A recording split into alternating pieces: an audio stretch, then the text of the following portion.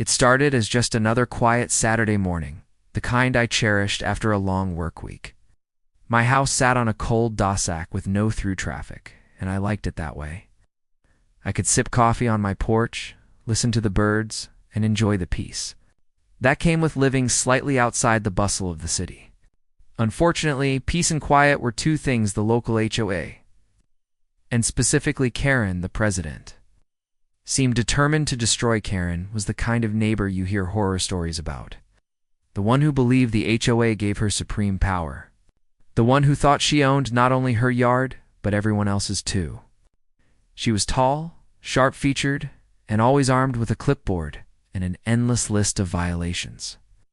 Whether it was a lawn slightly too long, a garden gnome not matching community standards, or even the wrong shade of beige for shutters.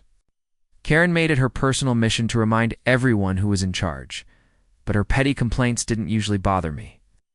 Machaya had documentation that my property wasn't even officially under her HOA. That fact alone drove her insane. She couldn't fine me, couldn't demand dues, couldn't dictate my paint colors. All she could do was seethe, and seethe she did. On this particular Saturday, I had plans to meet an old friend for lunch.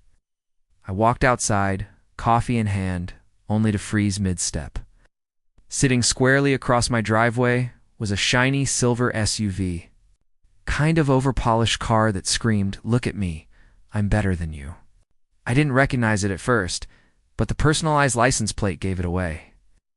It was Karen's Dodge at first. I thought maybe it was a mistake. Maybe she had car trouble, or maybe her driveway was blocked.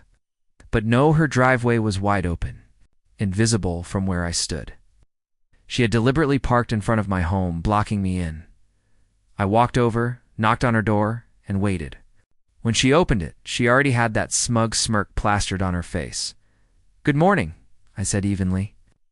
"Your car is blocking my driveway." She tilted her head, her tone dripping with fake innocence. "Oh, is it? I figured since you're not really part of the HOA, you wouldn't mind helping the community for once. There's a garage sale today, and my driveway needs to stay clear for shoppers. So I used yours." My jaw clenched. "Move it now." Karen actually laughed. "Relax. It's just for a few hours.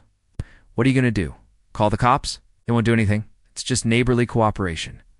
Then she shut the door in my face. I stood there, stunned, my morning ruined.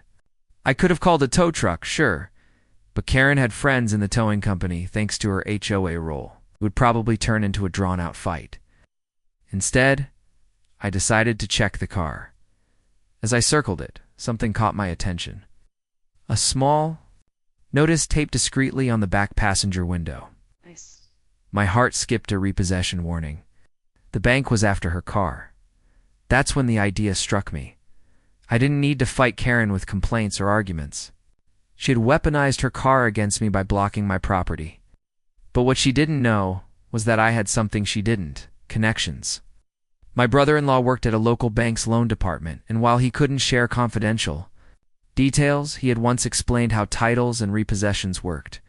If a vehicle still had a lien and the owner defaulted, the bank technically still owned it until it was paid off. Curiosity piqued. I made a few calls. It didn't take long to confirm my suspicion. Karen was months behind on her payments. Bank was desperate to get the car back. Here's where my stroke of luck and a little clever maneuvering came together. Since Karen had parked on my property without permission, her SUV could be considered an abandoned vehicle. By law in my county, I was allowed to request its removal and even file paperwork to surrender it to the lien holder if it was unclaimed after 72 hours. I documented everything: photos of the car blocking my driveway, time-stamped notes, even a video of me knocking on her door while she refused to move it. Then, instead of calling a tow company, I went straight to the bank's repossession department with the evidence. "White, you're saying the vehicle is voluntarily surrendered?" The rep asked me, surprised. "Essentially, yes," I replied. "It's blocking my driveway. She refuses to move it, and by local ordinance I can file it as abandoned. Since you hold the lien, I'd rather just transfer it to you directly." Instead of dealing with towing drama, the rep was more than happy to accept. Within 48 hours, a repo truck arrived, not a local tow, but an official bank recovery team. I was on my porch when the truck pulled up, Karen busy with her garage. Sale didn't notice at first, but when the crew hooked her precious SUV to the rig, her scream could have rattled windows across the street. "What are you doing?" "That's my car," she shrieked, dropping a vase mid-sale. "Ma'am, this vehicle is being repossessed by—" "Order of the lienholder," the crew member replied calmly. She spun on me, red-faced and furious. You called them? You thief? You criminal?" I just sipped my coffee and shrugged. "Not my problem, Karen. You blocked my driveway. I couldn't use my car. I had to find another solution." She lunged toward me, finger jabbing the air. "I'll have you arrested. I'll sue you for theft. This is illegal." But the bank's rep was already there, paperwork in hand. "Actually, ma'am, this is completely legal. You've missed 5 payments, and by parking on private property without permission, you made it even easier for us to take possession. Consider this your official notice." Karen's face went from crimson to ghostly pale. The neighbors, drawn by the commotion, gathered around to watch. Whispers turned into chuckles. The queen of HOA tyranny was being dethroned right before their eyes. Over the next week, Karen tried everything to retaliate. She left nasty notes in my mailbox, threatened to fine me despite having no authority, and even showed up at my work to report me. But each time she hit a wall of reality. I wasn't part of her HOA. Her car was legally repossessed. She had no grounds to sue.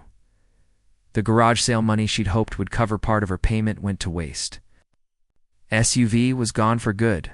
Without her flashy vehicle, her image of superiority crumbled. Neighbors who once feared her suddenly stopped listening to her rules. She was no longer the queen, she was the cautionary tale. The best part? A month later, I saw her trudging down the street, grocery bags in hand, because she had no car. To drive, the same woman who lorded over everyone else was reduced to begging rides from the very neighbors she tormented. And me. I enjoyed my driveway, my property, my freedom from her nonsense, proof that sometimes the sweetest revenge is simply letting karma do the heavy lifting. This story is just the beginning. There is so much more ahead. Subscribe to the channel to join me on this journey.